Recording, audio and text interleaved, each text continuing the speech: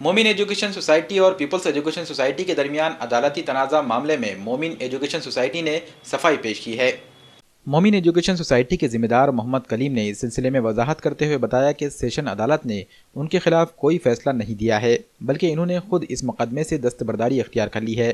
انہوں نے یہ بھی بتایا کہ اصلاح العمل پرائمری اسکول کے سڑکوں سے منتقل کرنے کے کوئی احکام عدالت نے نہیں دیے۔ یہ اسکول حسب دستور سڑکوں کی اپنی موجودہ جگہ پر ہی قائم رہے گا۔ محمد کلیم نے پیپلز ایجوکیشن سوسائٹی کے ذمہ داران پر الزام لگایا کہ انہوں نے مقدمے کے بارے میں گمراہ کن پروپیگنڈا کیا ہے۔ محمد کلیم نے کہا کہ اصلاح العمل پرائمری اسکول سن 1979 سے سڑکوں میں نونہالین ملت کی تعلیم و تربیت میں کوشاں ہے۔ 1987 میں ادارے کو گرانٹ منظور ہونے کے بعد بعض مخالفین نے اس ادارے کو بند کرنے کے لیے دفتر تعلیمات سے جعلی حکم نامہ جاری کروایا تھا۔ اسی حکم نامے کے خلاف مومن ایجوکیشن سوسائٹی نے سن 1997 میں عدالت کا دروازہ کھٹکھٹایا تھا۔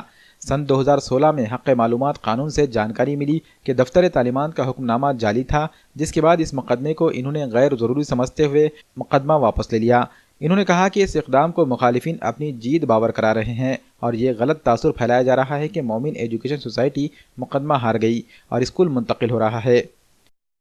میں محمد کلیم مومن ایجوکیشن سوسائٹی کی طرف سے اصلاح العمل سے متعلق اصلاح العمل پرائمری اسکول سڈکو ناندیڑ اس سے متعلق جو خبر نشر کی گئی ہے اس کی وضاحت کرنا چاہتا ہوں۔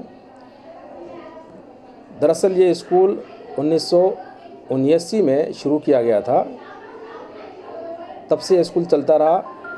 مخالفین اور معاندین نے ایک اور اسکول 1987 میں شروع کیا اور جب تک ان کو گرانٹ نہیں ملا یہ خاموش رہے۔ گرانٹ ملنے کے بعد یہ لوگ اصلاح العمل اسکول کو بند کرنے کی ناپاک مہم میں لگے ہوئے تھے اور ابھی بھی لگے ہوئے ہیں، اور اسی کوشش کے تحت انہوں نے ایک ایجوکیشن آفیسر سے ایک لیٹر نکلوایا تھا جو جعلی دستخط والا لیٹر تھا۔ اس لیٹر کے ذریعے سے اسکول کو بند کرنے کے لیے کوشش کی گئی تھی۔ اس لیٹر کے خلاف میں مومن ایجوکیشن سوسائٹی عدالت گئی تھی، ضلع عدالت گئی، اور اس وقت سے یہ کیس اب تک چلتا رہا۔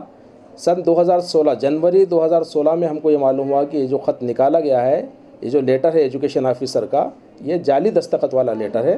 تو ہم نے اس کیس کو مزید آگے جاری رکھنے کی ضرورت محسوس نہ کرتے ہوئے کیس وڈرا کیا، واپس لے لیا۔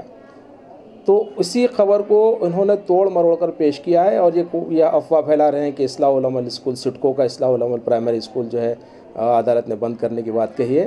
ایسا کچھ نہیں ہے۔ فیصلے میں صرف یہ کہا گیا ہے کہ مومن ایجوکیشن سوسائٹی جس نے آج سے 21 سال پہلے مقدمہ دائر کیا تھا اس نے اپنا مقدمہ واپس لے لیا۔